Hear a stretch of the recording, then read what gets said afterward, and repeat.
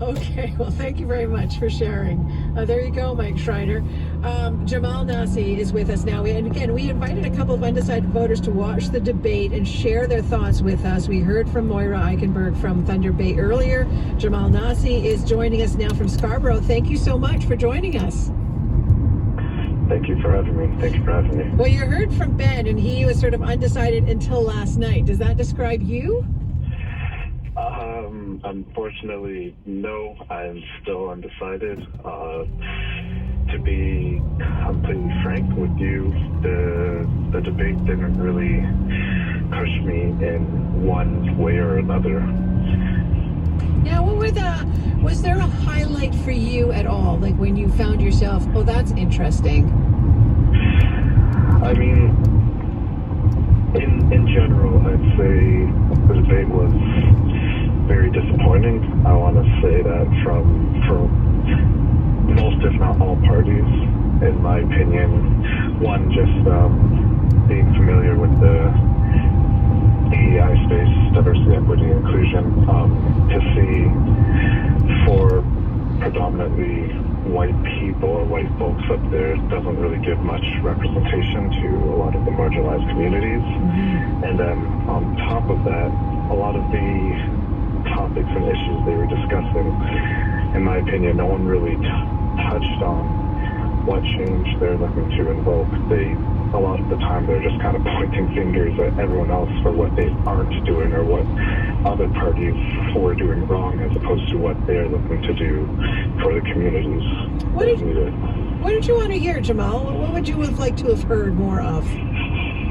I would have definitely liked to hear more about what they're actually looking to do. I know a lot of this is,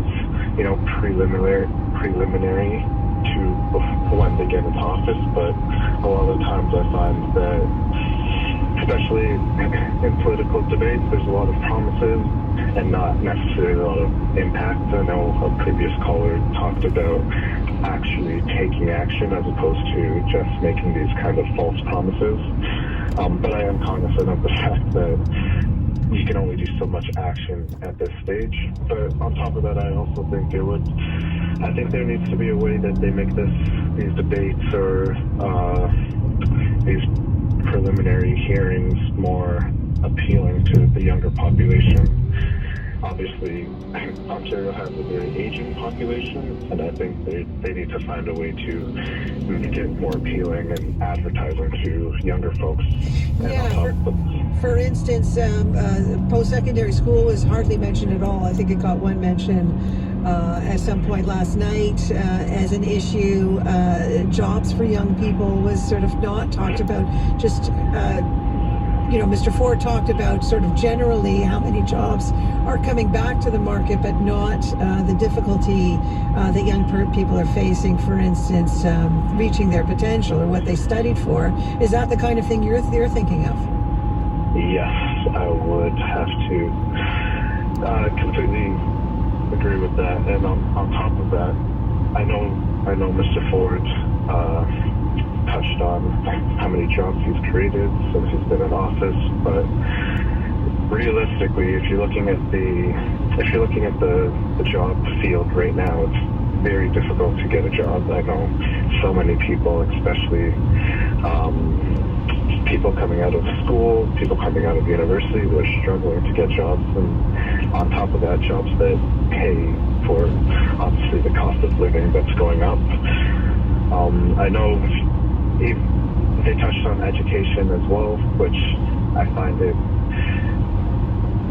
myself in a difficult position where I agreed with what Mr. Ford was saying with introducing financial literacy and things of that nature into the school industry, but alternatively, he's looking to cut the funding to education, so it's a little bit of a double-edged sword there. Yeah. The other thing is that you were talking about the equity piece, and there was a lot of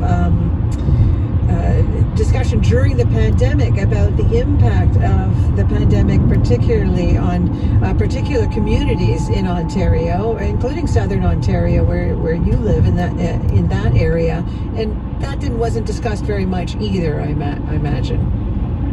No, exactly. It was maybe touched on very, very, very shortly, but it wasn't, I think, a main topic of conversation, which I think it needs to be. In my opinion, ultimately, a lot of the issues that marginalized communities face, whether it be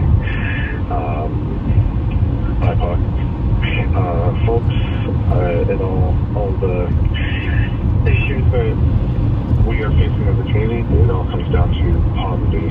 So what I was looking for from this debate is how each leader looks to effectively attack the issue of poverty. And that can be, whether it be healthcare, whether it be, again, financial literacy in school, whether it be teaching marginalized communities how to invest, things of that nature. That's more so what I was looking to get out of the debate.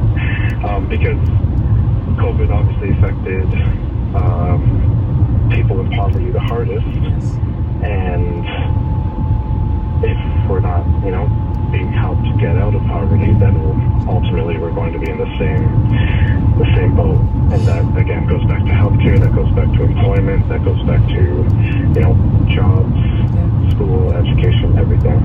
Jamal, I want to thank you so much for joining us, and I hope we can touch base with you again before the vote to see if something turns your head finally. Hopefully so. I'm looking for these important issues to be spoken about and hopefully addressed.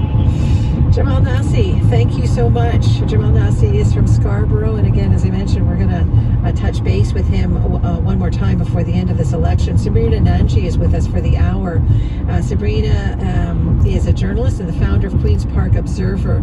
This issue of equity was certainly not to the satisfaction of our two guests today, the undecided voters, addressed in a way that was adequate. Of course, you also have four white leaders of the parties on stage. There is an equity issue in the legislature itself. Can you tell me a little bit about that issue and how it's playing out in this campaign? Yeah, well, I think, the leaders last night, they did have the chance to address it. And I think, I've been hearing the same thing that we've been hearing on this call, that they didn't really do a very good job of it, actually getting to the root of these issues. I thought, all the opposition parties, the Liberals, the NDP, and the Greens, they're kind of united on an NDP brainchild called Our London Family Act, which, private members' bills rarely pass in the House. This one did not before the legislature dissolved, before the campaign, but it would essentially require the province to have a review of hate crimes and hate-motivated incidents in Ontario, create safe zones around religious centers. But that's sort of, addressing just one part of this. Obviously, it's a major issue for everything from mental health supports to, addressing concerns in policing as well. And of course, there's, one of the guests mentioned education. All parties are looking to de-stream for, grade school students, which is that practice, unique to Ontario, where we sort of split students based on an academic track, which puts you, able to go to university. Yeah, able to go to university, with another track not able to go to university, and sometimes the rollout of that has not been very good. We've seen, so that's raising a lot of questions, and we didn't really hear much of the nitty-gritty policy addressed on that front. So I think certainly, we'll be following up with the leaders, and the onus is really on them if they especially want to attract voters in vote-rich areas, which, the 905, the Southwest, even the North, let's not forget about the Indigenous communities. Like, they're going to have to really speak to those voters, and I don't think that they did it adequately last night. Does it affect participation, Sabrina? Well, I think, that's always a factor here. Representation, of course, matters. And yes, all the leaders that we saw, they're white, but they are kind of boasting a more diverse slate. And I think that, generally speaking, things are getting more diverse. In 2018, we had, the most women. It was a historic election for women, more younger folks as well, and more diverse people. And so I think, it's going to come down to really the candidate slates. The Liberals and the NDP have wanted to get 50% gender equality on the ticket. But the other factor to this is that it matters where you're running. It's not enough to just say half our candidate slate is just women. It matters if they're running in winnable ridings, as they say, ridings where they actually have a shot. So I think people should be paying close attention to that as well. Rosemary is in Mississauga. What do you want to talk about today? Do you like what you're hearing from any of the leaders in that debate last night, Rosemary? No, I was underwhelmed. I heard a lot of backbiting back and forth. I thought the Green Party leader was the most balanced in everything that he said. I'm definitely leaning toward voting Green, even though I know that's almost a wasted vote. But on the other hand, I'm not enamored with parties that are giving away license plate sticker revenue or building highways when we have so many challenges regarding our healthcare system. I think it needs rebuilding from the bottom up. Challenges with our school system. I'd like to hear real concrete plans in those areas.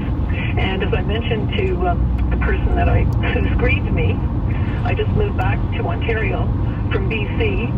I'm paying double property taxes for a similar house. My income tax was $8,000 more than I would have paid in BC. I'm not getting more services in Ontario than I got in BC. Right. How come BC can run their province, or a half province, with a lot less money? Yeah, you're in Mississauga, which is an interesting area. It is all blue. The Mississauga. Do you know which riding you're in? Is it Cozetti? Is the There's Mississauga Streetsville. There's Mississauga Malton. There's Mississauga East Cooksville. There's Mississauga Erin Mills. Erin Mills. Okay. So what I think that does have a history of being a Liberal riding previous to 2018. And so are you one of those people who is deciding between the opposition to the PCs? No. I was in Ontario until 2004. I was underwhelmed and frightened by what the Liberals and the NDP did in Ontario until, I guess, 2000. I would never vote for either of those parties based on their previous track record, and I don't hear a lot that they're putting on the table that's worthwhile. Right. Well, listen. So it's either hold my nose and vote Conservative or vote Green. I want to thank you very much, Rosemary, for weighing in. Penny is in Dundas. Penny, what did you hear last night? Did something catch your eye? A couple of things did. I agree with the three opposition parties about the highways that Doug Ford is proposing. I appreciated that Mike Schreiner went into that in a little more depth, saying we need the farmland to grow food. We have to take into account climate crisis right now. We know that the West Coast is turning into a fireball. It has produced food for North America for a long, long time, and we're being hit with droughts and wildfires and smoke-destroyed crops. We're going to have to produce not less of our own food, but more. We can't become more heavily dependent on other countries to provide us with food. Just as I would remind Mr. Ford, he said we could never again be dependent on foreign sources of protective equipment for medical emergencies. Food, I'd say, is even more important. It's going to be a prolonged issue. And Can I ask you, Penny, I'm just wondering, so climate change, obviously a key issue for you as well. Then, from what I hear, is there some disappointment that the environment and climate change is not discussed a little bit more in this election campaign? Absolutely, and I think if the election date was, for example, September 2nd rather than June 2nd, we would be having that discussion. Unfortunately, people seem to have very short-term memories, and they have to be almost in the midst of something to realize this is serious, and we have to have serious solutions to it, not Band-Aid solutions, and certainly not, as Doug Ford has been doing, ignore it or actually go in reverse. So yeah, that's a very important issue. The other one that I'm concerned about, of course, is integrity in office. I want someone who's premier who's going to be exercising power for the benefit of the governed. And I do agree with the opposition parties. Policies in this government seem to be made for the benefit of Doug Ford's donors. I was very concerned about how Doug Ford handled the opportunity that was handed to him by moderator Steve Paikin after it was pointed out that instead of creating an iron ring about elders in LTC, that he actually prevented the owners who had allowed elderly care to degenerate to the point of being shoddy, if not fatally shoddy. He was given an opportunity to respond to that, and his response was to change the topic and talk about how good he had been at producing protective personal equipment. Yeah. I want to, first of all, thank you very much for bringing up long-term care, because I've been wanting to talk about that this hour. Sabrina Nanji, it was a potentially vulnerable space for Doug Ford. How do you think he handled that? Yeah, I think, we've seen in the past, certainly in the Northern debate, Doug Ford actually get a bit rifled when he's brought up, when we bring up, his record on long-term care. Of course, he promised an iron ring around it, and we all know, the horrific stuff that sector went through. And I think that, the moment for him last night was to take accountability for that, which I don't know, if that makes up for some of the government's missteps, but he said that, he did his best and was working, with the advice that he had at the time. Obviously, the opposition leaders didn't think that was good enough, but I do think that, that was maybe a little bit better than him, kind of bulldozing through things and saying, we did what we could, everyone else was on the sidelines. I think that it was really important for him to take accountability. Whether that actually makes up for it, I think, obviously is up to voters. Let's take one more caller. We've got Linda, who's in London, Ontario. What do you want to talk about, Linda? Did you like anything you were hearing from any of the leaders? Well, what I liked was the consensus of the three parties that weren't conservative.